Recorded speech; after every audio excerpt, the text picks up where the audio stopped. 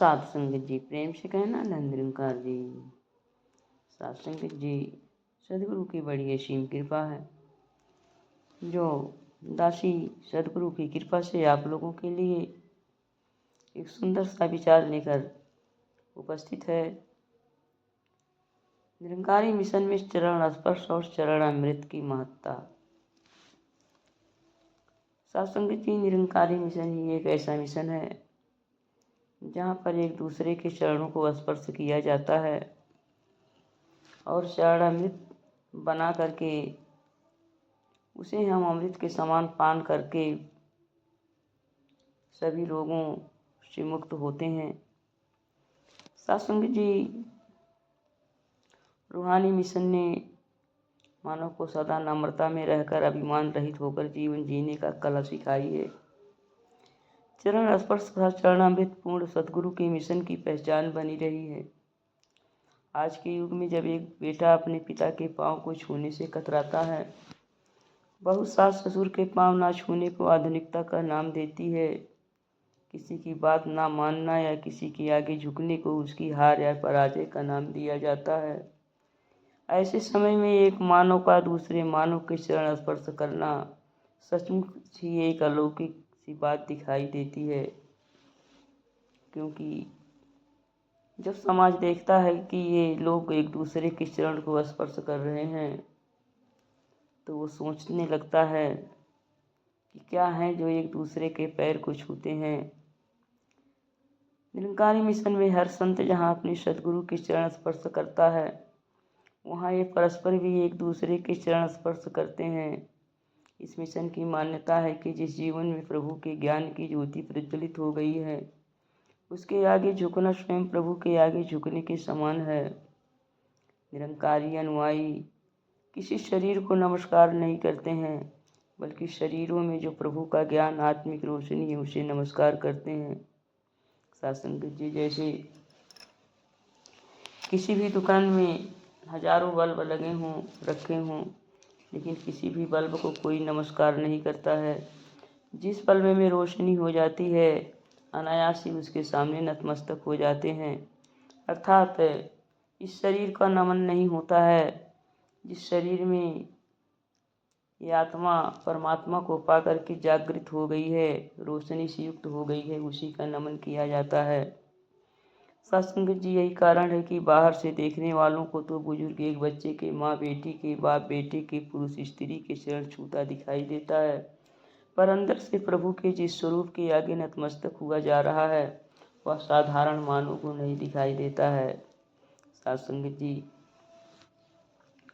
सही बात तो यह है कि दोष लगाने वाले हर युग में हर अवतारी पुरुष के समय अपना यही रोल अदा करते रहे हैं। पूर्ण सतगुरु के मिशन को तो यह समझ नहीं पाते हैं और अपनी विचार व बुद्धि से रूहानी मिशन की आलोचना करते रहते हैं और आज भी कर रहे हैं। साध संगत जी चरण स्पर्श तथा चरणामृत को हर रब्बी महापुरुषों ने नम्रता का रास्ता बताया है। इतिहास के पन्नों ने इस बात का प्रत्यक्ष प्रमाण भी दिया है कि आज निरंकारी मिशन वही कुछ कर रहा है जो हर युग में होता रहा है। हमारी संस्कृति में पांव छूकर किसी संत महात्मा का केवल सत्कार ही नहीं किया जाता बल्कि इनके चरणों से शक्ति भी ली जाती है। जब भी किसी महात्मा से हम मिलते हैं तो हम उसके चरणों में झुकते हैं और चरणों में झुक करके उसका आशीर्वाद लेते हैं। साध संगत जी तो वह महात्मा जो हमारी खाली झोली को भरता है, जैसे पानी नीचे की ओर बढ़ता है वैसे महात्मा की अनुकंपा भी नम्र व्यक्ति के हिस्से में आ जाती है। संतों अवतारी पुरुषों के पांव को चरण कमल भी कहा जाता है क्योंकि उन्होंने अपने चेतन मन व मानसिक ऊर्जा को इस निराकार में लयबद्ध कर लिया है, एकाकार कर लिया है। इन संतों महापुरुषों द्वारा जो प्रेषित किरणें पवित्र होने के कारण सर्वशक्तिमान होती हैं वो इनके चरणों में नतमस्तक होने पर हमारे अंदर आती हैं, प्रवेश करती हैं। साध संगत जी इस चरण छूने की व्यवस्था त्रेता युग में और द्वापर युग में भी रहा है। त्रेता युग में साध संगत जी केवट ने भगवान रामचंद्र जी के चरणों का स्पर्श करके उनके चरण को धुल करके चरणामृत बनाया है और चरणामृत को पान करके अपने को कृत्य समझा है। आगे चलकर द्वापर युग में भगवान श्री कृष्ण स्वयं अपने सखा सुदामा के चरणों को धुला और चरणामृत बना करके पान किया और अपनी समस्त रानियों को पिलाया। साध संगत जी, कोई आज नई बात नहीं है। आज हमारे सदगुरु जो है इस निरंकारी मिशन में भी चरण को धुल करके चरणामृत को बनाने की बात कर रहे हैं। और ये जो है एक पानी नहीं होता है, बल्कि जिसका चरणामृत बनाया जाता है वो जो है इस निरंकार से जुड़ा हुआ हो और जो बना रहा है खुद वो महात्मा जो है उस महात्मा में निरंकार का स्वरूप देखता है। अगर दोनों इस निरंकार में जब एकाकार हो जाते हैं, लयबद्ध हो जाते हैं, तो चरणामृत जो बन रहा है, जो पानी है, वो पानी अमृत का रूप धारण कर लेता है और उससे उसका पान करने से हमारे सारे रोध अवरोध रोग सब दूर हो जाते हैं। सत्संग जी, निरंकारी मिशन की ये मर्यादा कोई नई नहीं है। कौन नहीं जानता कि भिलनी के चरणों का चरणामृत पंपासर में डलवाया गया ताकि इस सरोवर का पानी पीने योग्य बन जाए। इस प्रकार बन के अन्य साधु सन्यासियों के मनों में चरणामृत की महत्ता को प्रकट किया। भगवान रामचंद्र जी के चरण स्पर्श से ही श्रापित हुई अहिल्या का उद्धार हो गया। मर्यादा पुरुषोत्तम राम जी ने अपने दरबार में च्यवन ऋषि और उनके साथ आए अन्य ऋषियों के चरण धोए और इस प्रकार चरणामृत की महत्ता को बढ़ाया। साध संगत जी, इस तरह से चरणामृत जो है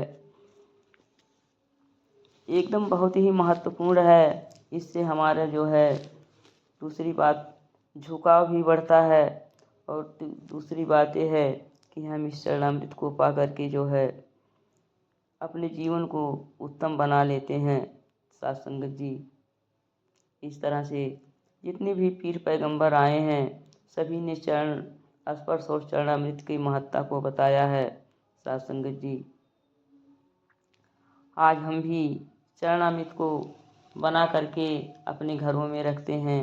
जब भी हमारे ऊपर कोई परेशानी आती है जिस भोजन में ये चरणामृत डाल दिया जाता है वो प्रसाद बन जाता है। जिस जल में चरणामृत डाल दिया जाता है वो अमृत बन जाता है। साध संगत जी, जीवन में ऊंचे बैठ उठने का मार्ग नम्रता ही है। तभी गुरु साहिबों ने समझाते हुए कहा है, आपस को जो जाने नीचा सोई ज्ञानी सबसे ऊंचा। ज्ञानवान संतों ने चरण स्पर्श को तो स्वयं देवता गण भी तरसते रहते हैं। चरण स्पर्श की मर्यादा को तो हर गुरु पीर पैगंबर ने चलाया ताकि अभिमानी मानव शारीरिक रूप में झुकना सीख जाए। झुकने से ही इसके मन में नफरत, बैर, द्वेष, घृणा और अभिमान रूपी बीमारियों का सफाया होता है। आइए साध संगत जी, हम भी जो है चरण स्पर्श तथा चरणामृत के महत्ता को समझें तथा अपने जीवन में इसको अपनाएं। प्यार से कहना, धन निरंकार जी।